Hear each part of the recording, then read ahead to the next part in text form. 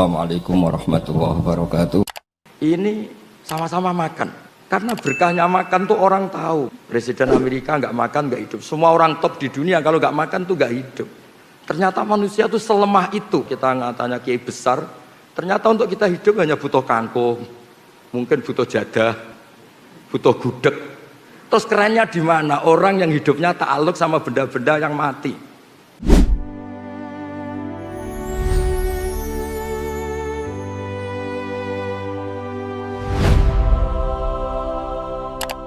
Ini ngaji mau jadi ahli tafsir apa sekedar ingin masuk surga ini?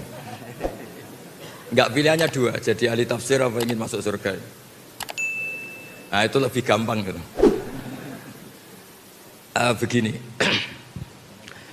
masuk surga itu menurut keyakinan semua ulama, bukan satu kelompok tertentu. Ya dinikmati saja, saya nggak tersiksa meskipun agak sakit, saya nikmati. Ada seorang yang dulu tuh orang itu umurnya panjang-panjang, ada yang sampai 500 tahun, bahkan Nabi Nuh itu jadi Nabi itu 950 tahun. Jadi lebih lama ketimbang Pak Fathul Wahid jadi rektor. Jadi Nabi Nuh itu jadi Nabi itu 950 tahun. Ada orang itu nggak pernah maksiat sama sekali. Dia selalu taat, dia selalu ibadah, nggak pernah maksiat. Ketika akan masuk surga ditanya sama Allah, kamu tahu kenapa masuk surga? Ya tahu ya Allah, karena saya tidak pernah maksiat, selalu taat. Maksudnya agak kayak yang di sini, ya kadang baik, kadang enggak. Nah, itu bagus, itu normal itu. Yang enggak normal itu yang enggak tobat itu. Akhirnya ditanya sama Allah, ya iya Gusti, saya enggak pernah maksiat, saya selalu taat. Kamu umurnya berapa? 500 tahun. Ya sudah, di surga 500 tahun. Terus dia komplain, info yang saya terima surga itu selamanya, kenapa hanya 500 tahun? Ya kan Anda amal hanya 500 tahun, maka ya balasannya hanya 500 tahun. Yang abadi itu rahmatku, yang abadi itu anugerahku. Amal Anda terbatas, maka surga Anda juga terbatas. Monggo. Monggo Pak Heri, monggo. Ya saya ulang lagi ya.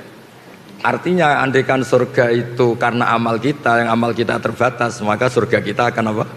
Terbatas. Yang tidak terbatas adalah anugerah Allah Subhanahu wa taala. Sehingga saya tadi bilang, kalau Anda ngaji di sini hanya ingin masuk surga itu gampang sekali.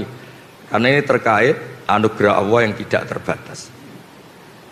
Tapi kalau Anda ingin ngaji sebagai ahli tafsir lah, itu yang kualifikasinya agak berat.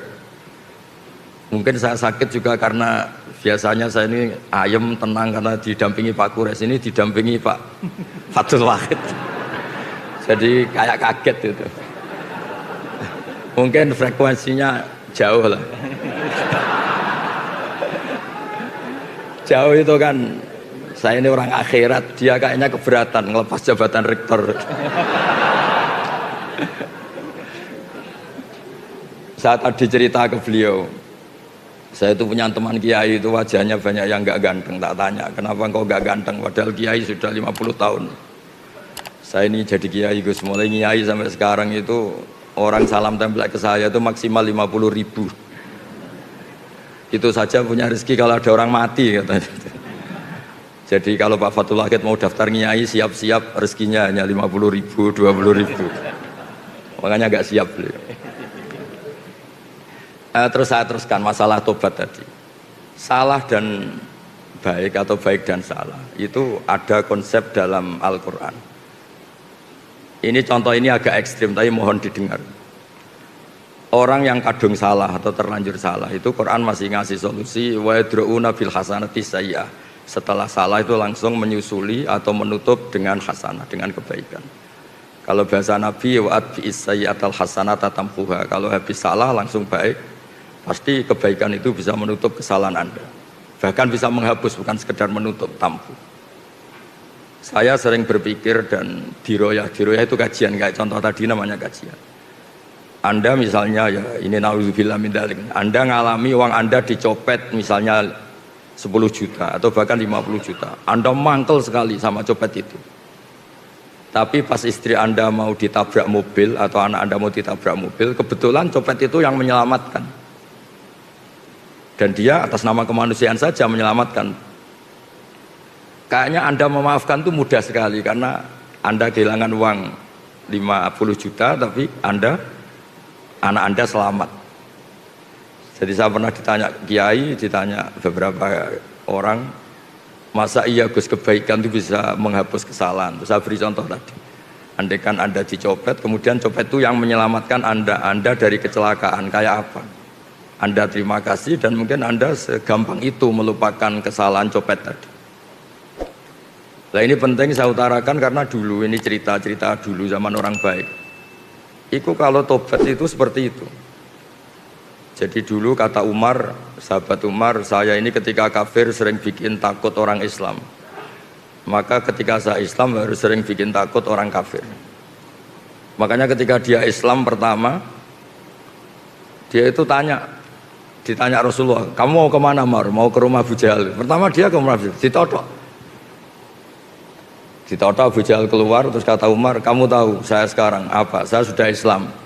Jadi kalau kamu macam-macam sama Nabi Muhammad berhadapan sama saya, itu satu-satu ke rumah Abu Jahal, Abu Lahab dan seterusnya. Sehingga ada ketakutan orang kafir mengganggu Nabi. Dan itu awal Islam disuruh dakwah jarrah, disuruh fasda bima tu'mar, disuruh terbuka dakwahnya. Begitu juga secara sejarah, Khalid bin Walid itu panglima perang orang kafir dan dia menang tuh karena keahlian strategis. Sahabat itu ya manusia ya kayak kita lah, dalam watak-watak manusia kayak kita. Jadi intinya perang, sahabat itu di atas, beberapa sahabat mungkin ya kayak yang di depan kita semua itu. Diprovokasi Khalid seakan-akan kalah, ngelepas beberapa harta ghanimah, harta rampasan, dikira mereka kalah, terus orang Islam turun, Khalid muter di atas gunung, terus memanah umat Islam itu. Padahal Nabi sudah pesan para pemanah itu nggak boleh keluar dari gunung. Ya gunung di Arab itu saya paling 20 meter, 15 meter, jangan bayangkan kayak gunung apa Merapi, bukan. Makanya bisa manah. Kalau seperti gunung Merapi ya nggak bisa kan. Singkat cerita akhirnya umat Islam ini kalah karena satu menyalahi strategi yang dicanangkan Rasulullah, dua karena kepandian Khalid bin Walid. Ketika dia masuk Islam itu beliau bilang, kepandian strategi perang saya akan saya gunakan untuk umat Islam. Nah yang sekarang saya sering risau ini kalau ada preman pasar tobat itu terus jadi merebut masjid, maka yang meneruskan dia di pasar tetap preman. Harusnya secara teori fikih, sebagaimana saya dulu bikin ketakutan di pasar, sekarang tobat saya bikin ketentraman di pasar. Jangan terus jadi merebut masjid, penerusnya lebih jahat. Jadi tobat itu kalau dulu itu sebanding dengan tanda kutip kesalahan yang pernah dia lakukan. Kalau tidak banding maka seperti tadi nggak sambung. Saya ulang lagi, kalau tidak banding itu tidak apa?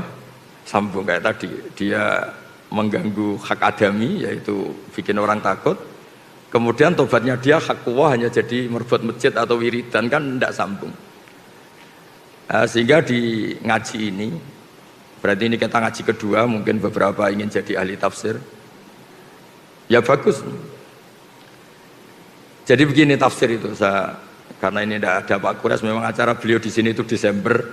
Ini memang acara orang yang merasa kayak Pak Kures.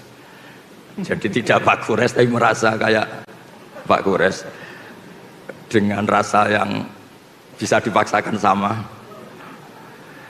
Jadi begini, di ulumul Quran itu ada istilah asbabun nuzul. Dari kacamata ilmu, saya sering cerita, Nabi Muhammad tuh suka dahar, suka makan. Kalau makan tuh di depan umum.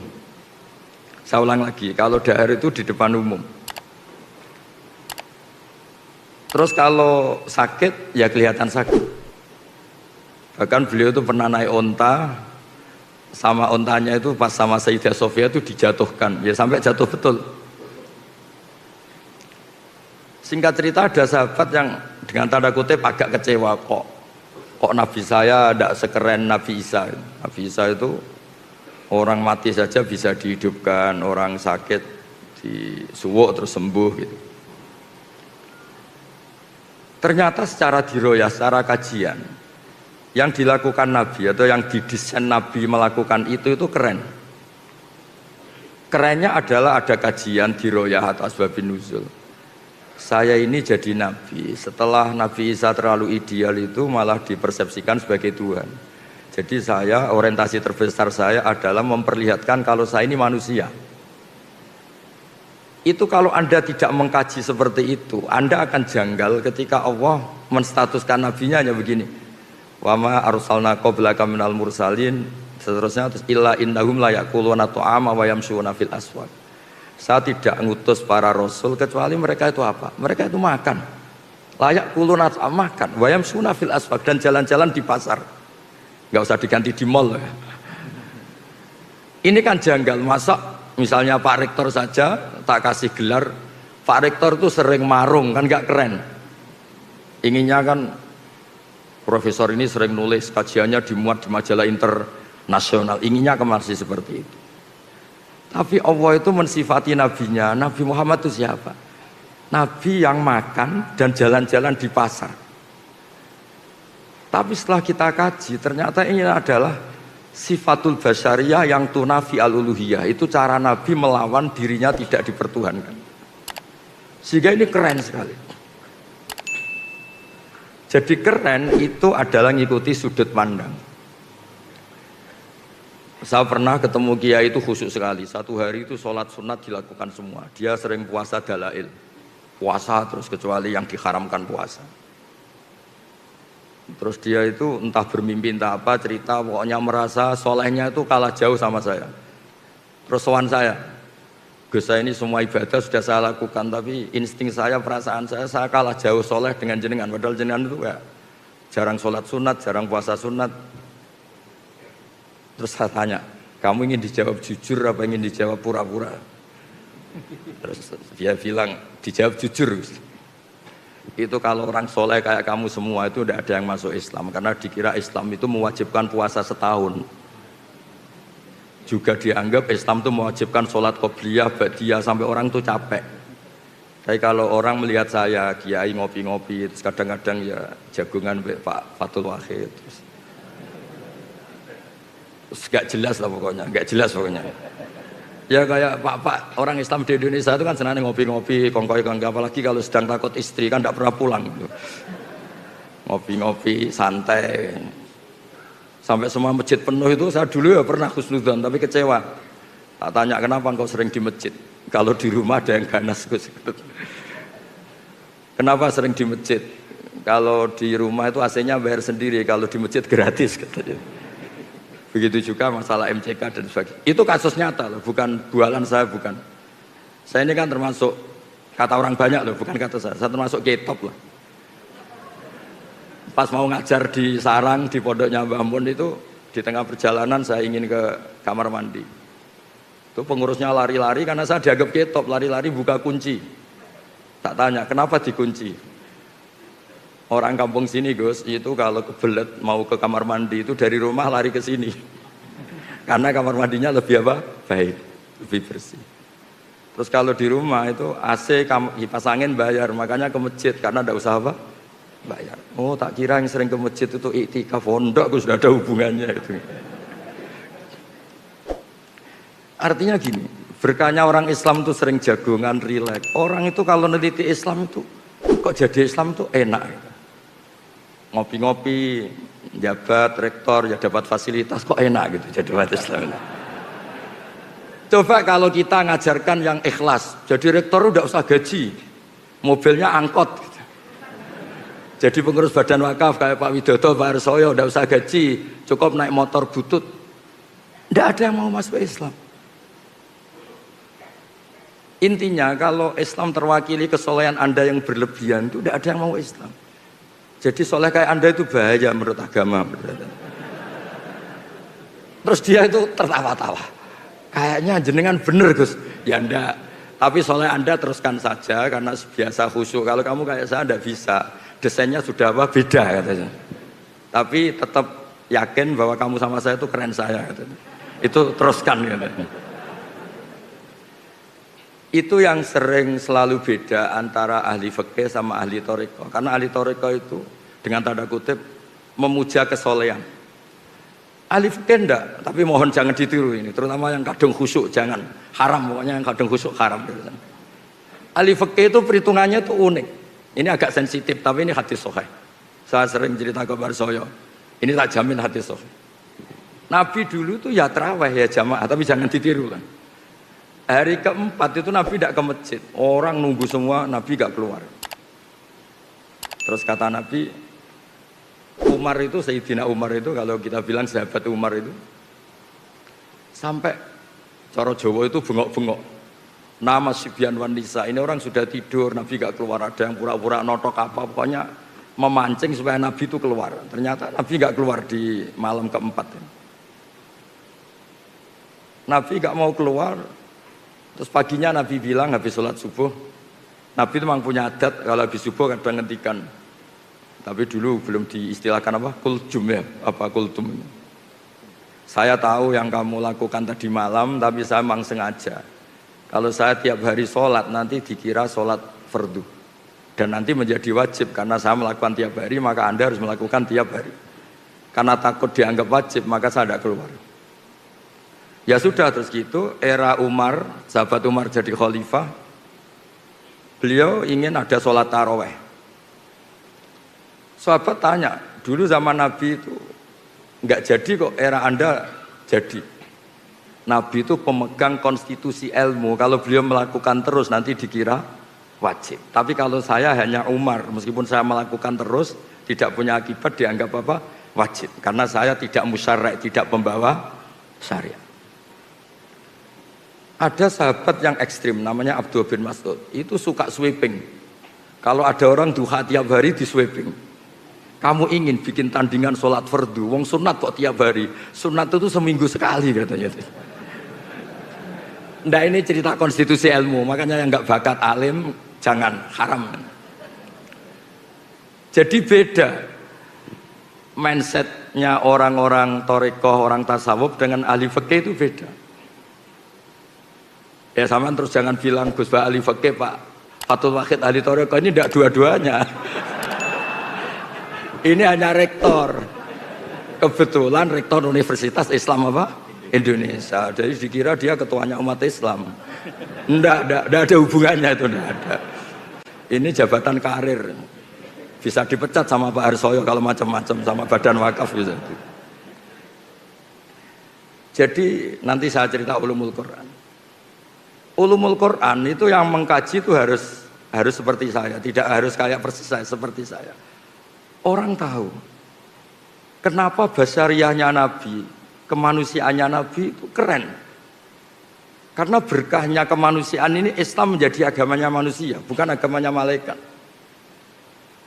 Sehingga tiap Allah cerita orang baik itu siapa? Fasilitasnya apa? Liyukaffirallahu anhum asfa'alladzi amilu. Orang baik itu orang yang kalau salah itu salahnya saya hapus. Dan ketika baiknya tak kasih pahala. Bukan orang baik itu yang nggak pernah salah, bukan. Jadi berkahnya Nabi menjaga konstitusi basyariah ini, itu terus Islam menjadi agamanya manusia, bukan agama malaikat. Andai kan dari awal itu semua kesunatan dilakukan Nabi, misalnya Nabi selalu puasa Senin Kemis, puasa Dalail, puasa Tasu'a, Asyura, nanti ini dikira wajib. Maka dalam hadis sahih, saya pastikan ini sahih, Sayyidah Aisyah itu beliau kan ahli fikih, punya cara pandang mensifati Nabi, yaitu beliau ngendikan, ini ada di Sahih Muslim, wa in ini di sini sesungguhnya, wa in kana Rasulullah la yada'ul amala wa wa yuhibbuhu khasyata ayyufradu alaihim. Nabi itu tersiksa sekali kalau enggak sholat sunat itu. Ya tersiksa sekali kalau enggak puasa sunat. Tapi beliau harus enggak puasa karena takut dianggap apa? Fardu. Sampai Nabi itu kalau ada puasa Tasu'a, Asyura ngumumkan, sekarang puasa ini sudah diganti Ramadan. Silahkan yang mau puasa-puasa, yang tidak. Jadi, nah, penafsir Al-Quran atau yang meneliti Quran itu harus tahu itu.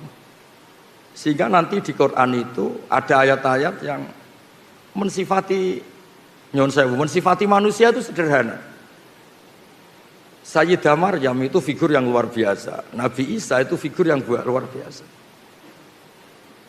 Kata Allah, wa ummuhu siddiqah.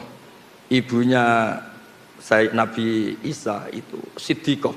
Orang yang sangat-sangat jujur, tidak ternodai dosa zina, dosa yang macam-macam.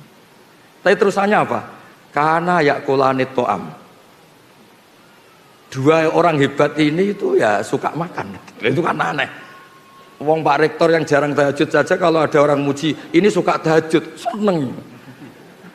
Coba dipuji, oh Pak Rektor itu hebat kalau malam tahajud, Senin Kamis puasa, duha, oh seneng meskipun nggak dilakukan, seneng kalau dipuji.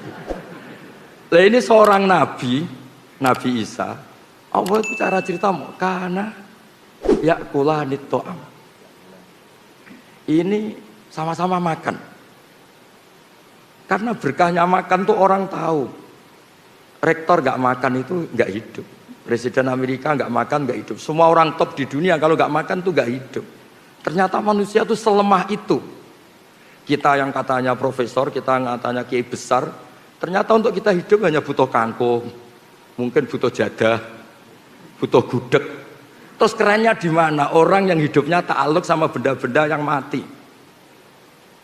Nah dengan seperti itu Quran sukses memaklumatkan wa khuliqal insanu dhaifa. Manusia itu lemah sekali. Saking lemahnya itu butuh sesuatu yang benda mati.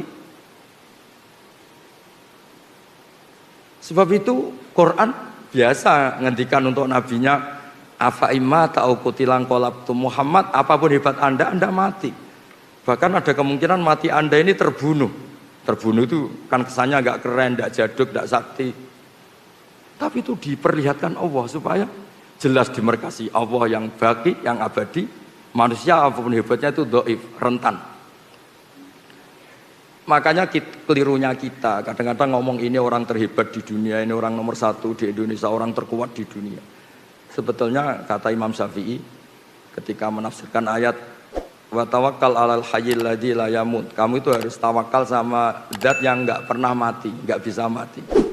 Kata beliau, faman tawakkala 'ala sultanin au amirin au kadza wa kadza fa inna ma tawakkala 'ala sultanin yamut. Kalau Anda menggantungkan hidup pada raja, presiden, rektor sama kiai besar sama siapapun, sebetulnya Anda menggantungkan hidup sama orang sing yamut yang akan mati.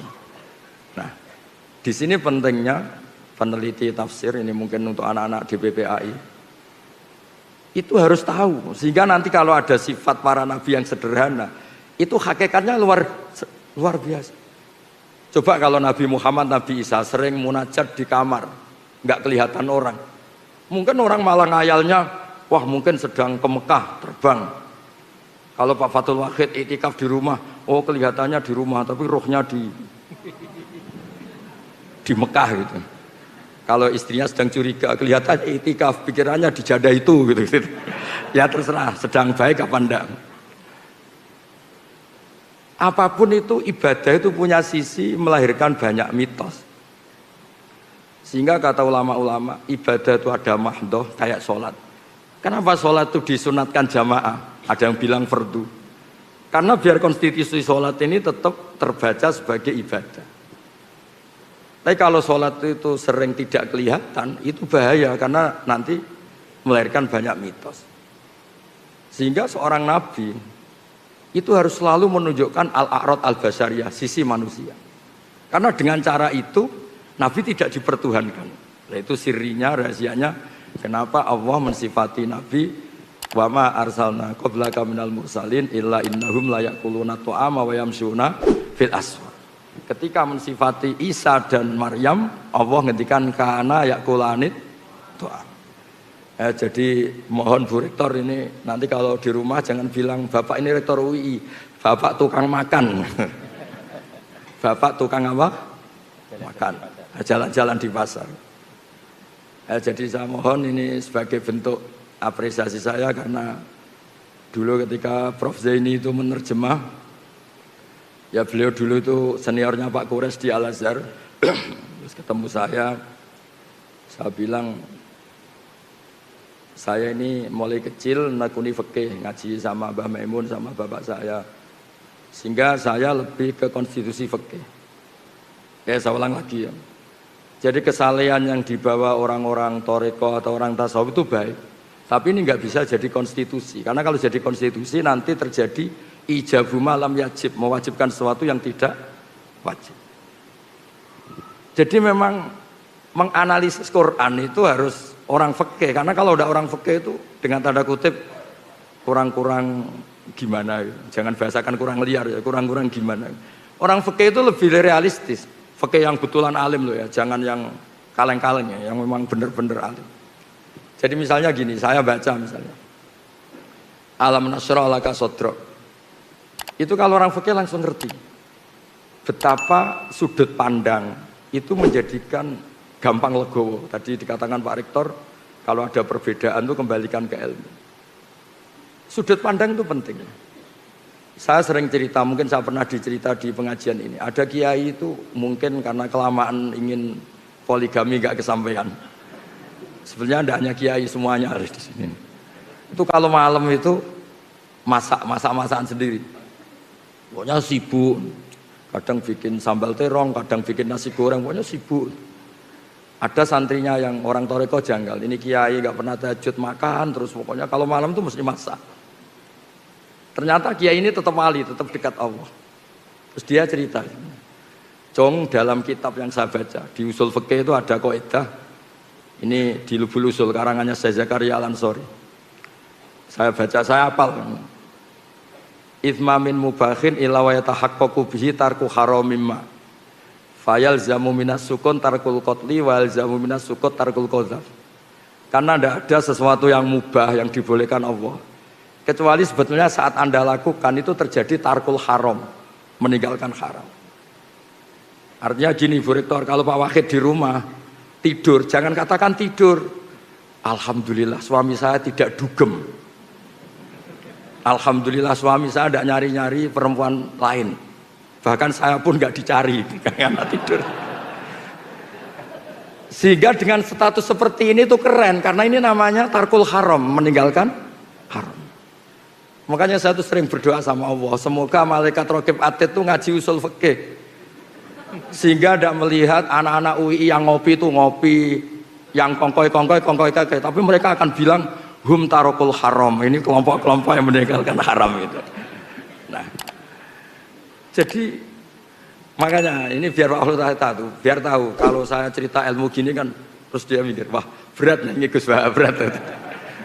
Tapi nggak apa-apa, saya disaingi juga ikhlas. Ya jadi saya mohon analisis Quran atau ulumul Quran itu harus seperti ini. Sebab itu Nabi-Nabi top di Quran itu yang diceritakan itu sering basariyah kayak tadi. Isa dan Maryam diceritakan kana yaqulanit tu'am. Nabi Musa lebih parah lagi. Nabi Musa itu lebih basariyah lagi. Kecilnya dirawat Fir'aun, terus hobinya itu gelut, tarung gitu. Terus delalah itu lari, buron itu kematian. Ketemu Nabi itu ya, nggak ngaji dulu dia, sementing dikawinkan dulu sama putrinya itu. Itu basariyah semua. Sehingga berkahnya Islam dibawa secara kemanusiaan. Ciri khas Islam itu adalah faroh. Faroh itu bahagia, happy. Qul bi fadlillah bi rahmati fa bidzalika falyafrah. Ya saya mohon dari berkahnya ngaji ini Anda akan tahu. Saya punya kitab namanya Al-Minanul Kubro. Itu di situ cerita ada wali yang sering makan sama wali sering ibadah. Ternyata yang sering makan ini walinya lebih tinggi ketimbang yang sering ibadah. Ditanya, kenapa engkau lebih tinggi? Karena saya kalau makan itu langsung syukur. Jadi alat duniawi tak jadikan syukur sama Allah karena saya bisa makan. Sementara yang sholat ini gak jadi wali-wali, karena ketika sholat dipakai sarana ya Allah kasih hidup yang mapan, kasih istri yang cantik qanaah. Ternyata salatnya dia dipakai sarana duniawi. Jadi sholatnya dipakai sarana apa? Duniawi. Gayanya sholat, tapi otaknya itu dunia. Sholat hajat lah gampangane. Angel temen nerangno. Lah yang ini tuh Islami. Karena setiap makan tuh dia nangis, ya Allah, saya ini yang kiai besar selemah ini. Katanya saya orang hebat, saya presiden, saya kiai besar, saya rektor. Kalau nggak makan jadah ya kok lemes. Jadi itu unik karena itu dimaklumatkan wa khuliqal insanu dhaifa. Sehingga seorang nabi yang kekasihnya dibahasakan Allah afa immata au qutila, afa immata au qutila. Muhammad itu mati atau terbunuh. Nah, ini yang terakhir sebelum diskusi. Quran juga cerita jejak sejarah. Ini urusan makan lagi. Syarat jadi nabi diantaranya itu selain soleh, selain baik ini nabi loh, ada kiai nabi. Syaratnya turunannya nabi. Kalau kiai kan alhamdulillah ada gus asli, gus naturalisasi, masih bisa dinego. Tapi kalau nabi itu memang harus turunan nabi, bawahnya harus ada yang nabi. Orang Yahudi itu Yahuda bin Yakub bin Ishak bin Ibrahim. Ini ngaji paling keren karena saya sudah agak batuk, jadi sudah kayak kiai sepuh itu sudah keren. Yang enggak keren tuh yang ngundang, kiainya sakit kok diundang itu. Itu tanggal 10 kemarin ini Pak Harsoyo, Pak Widodo, Pak Rektor itu main ke rumah saya. Tak pikir ikhlas. Nah, ternyata enggak ini. Ya semoga diampuni Allah Subhanahu wa taala.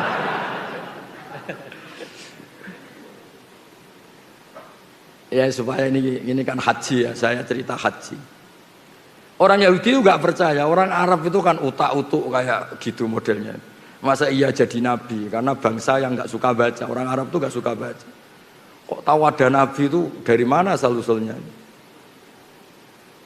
Itu Allah kalau cerita itu unik. Dan ini semuanya basyariah. Nabi hebat sehebat itu ternyata dari cerita basyariah. Nabi Ibrahim itu suami yang takut istri. Ketika dia menikahi Hajar itu diusir sama Sarah. Sarah ini istri pertama yang cantik. Hajar diusir. Di mana-mana kalau diusir ya lari. Singkat cerita karena beliau Nabi sama Allah itu dilarikan ke Mekah. Bukan dari Jepara ke Jogja, bukan ke Mekah. Kalau Jepara sama Jogja sama-sama enggak kota suci. Diusir ke Mekah. Setelah di Mekah namanya Hajar itu kan istri-istri yang baik. Tidak usah ditiru karena bahaya kalau niru ini nggak kuat. Para ibu-ibu nggak kuat, nggak usah niru. Terus setelah di Ka'bah, dekat Ka'bah ditinggal. Hanya dikasih satu ketel air sama beberapa makanan yang paling 2 hari pasti habis. Sudah punya anak Ismail masih kecil. Ketika Ibrahim pulang, itu ditanya, maksud kamu gimana? Ninggal anak dan istri di bumi yang tidak ada makanan. Yang ditanya ya makanan. Bukan nggak ada sajadah, bukan, nggak ada makanan. Tapi setelah ini yang religius tetap religius, ini makomnya ahli fikih. Yang tetap khusyuk nggak apa-apa. Cuma khusyuk yang berfikih. Khusyuk yang apa? Berfikih. Kalau saya ini berfikih yang nggak perlu khusyuk, karena konstitusinya memang nggak boleh khusyuk. Setelah itu nggak jawab.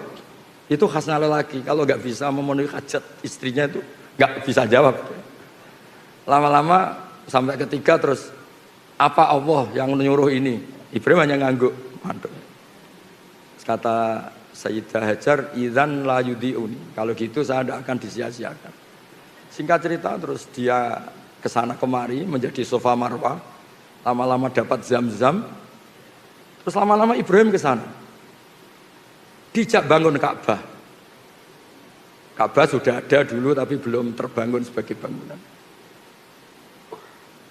Itu pertama Nabi Ibrahim berdoa, ini juga urusan rezeki. Ya Allah, Mekah itu negeri yang tandus. Tapi saya mohon semua orang tertarik sama Mekah supaya menghasilkan banyak rezeki. Ya jangan biasakan banyak cuan, banyak rezeki. Nanti terlalu gaul. Masa iya Nabi Ibrahim bilang apa? Cuan.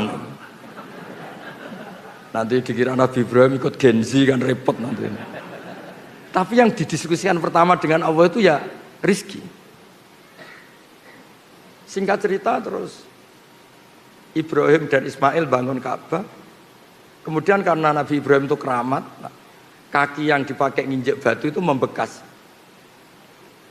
Dan itu yang dipakai dalil Allah berargumentasi ketika orang Yahudi ragu, masa iya orang Arab itu ada yang turunan Ibrahim. Terus Allah bilang fi ayatum bayyinatum maqamu Ibrahim. Bukti kalau Ibrahim pernah hidup di Mekah itu ada jejak kakinya. Dan bukti kalau Ismail tinggal di Mekah itu ada prasastinya Robbana inni askantu min dzurriyyati biwadin ghairi zar'in. Saya pastikan Ismail ini supaya diam di Mekah. Nah ayat seperti itu kalau Anda tidak baca tarikh itu nggak ngerti. Ayat-ayat itu adalah Allah sedang cerita bahwa Muhammad itu benar-benar turunan Nabi karena di Mekah pernah dihuni Ibrahim yang punya Ismail, dan jejak artefaknya, jejak fisiknya ada di Mekah. Fi ayatum bayyinatum maqamu Ibrahim. Jadi makom Ibrahim itu bukan makom bahasa Indonesia artinya kuburan, itu bukan tempat berdiri. Nah konstruksi itu seorang mufassir harus utuh sehingga ngerti, oh ini begini, ini begini, ini begini. Ya kembali lagi nanti kalau nggak jadi rektor, kalau ingin jadi kiai, kiai yang pertama tadi pokoknya orang ngaji saya masuk surga, orang ngasih uang saya 50.000 masuk surga, dan seterusnya dan seterusnya. Jadi saya mohon peneliti tafsir atau peneliti Quran itu konstruksinya harus utuh sehingga ayat yang kelihatan biasa menjadi luar biasa, karena manusia itu pasti mendiskusikan ekonomi.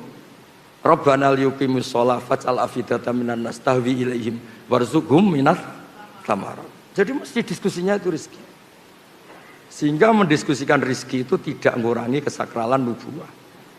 Ya saya kira demikian. Assalamualaikum warahmatullahi wabarakatuh. Waalaikumsalam warahmatullahi wabarakatuh. Baik, terima kasih Gus Bak. Selamat datang Ibu Profesor Ning Ova Amelia, Ibu Rektor Universitas. Kenapa dipanggil Ning? Ya, kita panggil Profesor Ning Ova Bu, karena anak kiai. Terima kasih Prof. Ova sudah berkenan hadir.